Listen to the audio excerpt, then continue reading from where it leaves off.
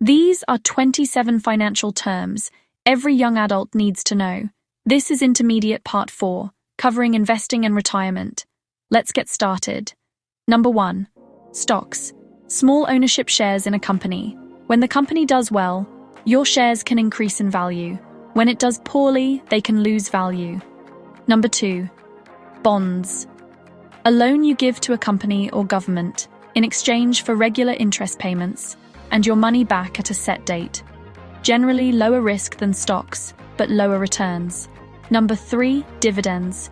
Payments a company sends to its shareholders from its profits. Not all stocks pay dividends, but the ones that do give you income just for holding them. Number 4. Capital gains. The profit you make when you sell an investment for more than you paid for it. You may owe taxes on this profit, depending on how long you held it. Number 5. Index fund.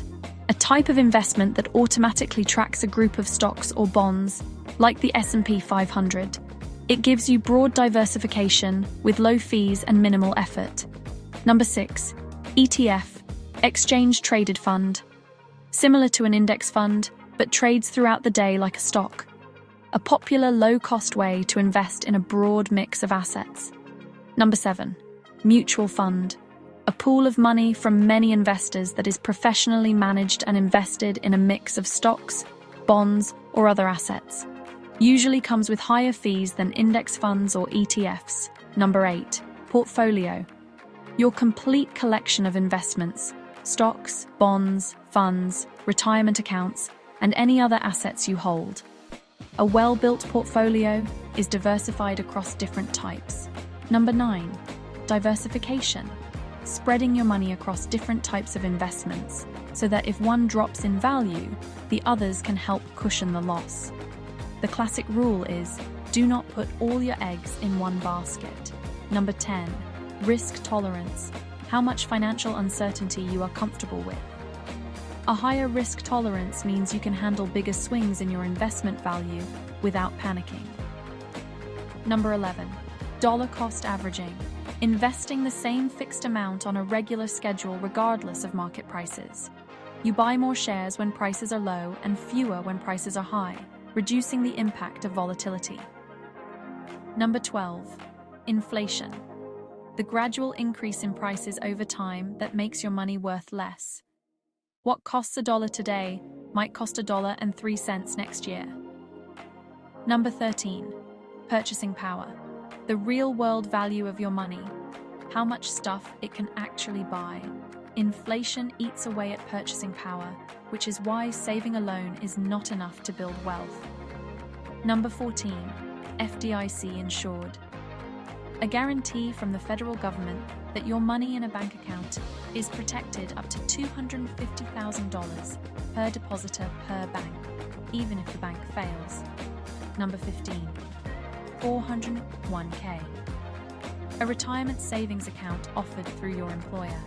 Money goes in before taxes, and many employers will match a percentage of what you contribute, which is essentially free money. Number 16. Employer match. When your employer contributes money to your retirement account based on how much you put in. If you do not contribute enough to get the full match, you are leaving free money on the table. Number 17. Vesting.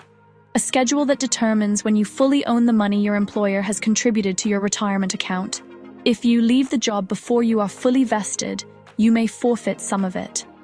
Number 18. IRA. Individual retirement account. A retirement savings account you open on your own, separate from an employer. It gives you tax advantages to help your money grow faster over time. Number 19. Roth IRA. A type of IRA where you contribute money you have already paid taxes on.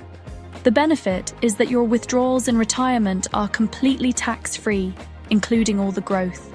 Number 20. Traditional IRA. A type of IRA where contributions may be tax-deductible now, but you pay taxes when you withdraw the money in retirement.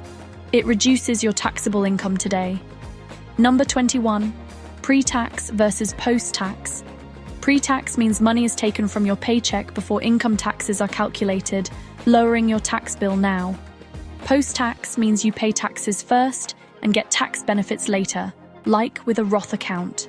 Number 22. W-9.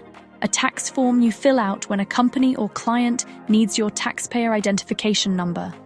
Commonly used by freelancers, independent contractors, and anyone doing non-employee work. Number 23.